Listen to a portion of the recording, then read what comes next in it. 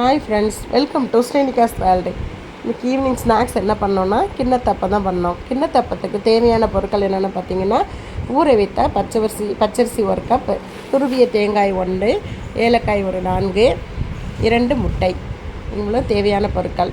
இப்போது நம்ம எப்படி செய்ய போகிறோம்னு சொல்லி வீடியோக்குள்ளே போகலாம் வாங்க. எப்படின்னா ஃபஸ்ட்டு ஒரு தேங்காய் துருவி எடுத்து ஃபஸ்ட்டு 1 டம்ளர் தண்ணி ஊற்றி ஃபுல் பால் எடுத்து வச்சுக்கணும். திருப்பி செகண்ட் டைம் ஒரு 1/2 டம்ளர் தண்ணி ஊற்றி கொஞ்சம் பால் எடுத்து வச்சுக்கணும். அதை தனியாக 2 எடுத்து வச்சுக்கோங்க. 3வது டைம் கொஞ்சமாக தண்ணி ஊற்றி கொஞ்சம் பால் எடுத்து வச்சுக்கோங்க, அதை தனியாக வச்சுக்கோங்க. திருப்பி என்ன பண்ணணும்னா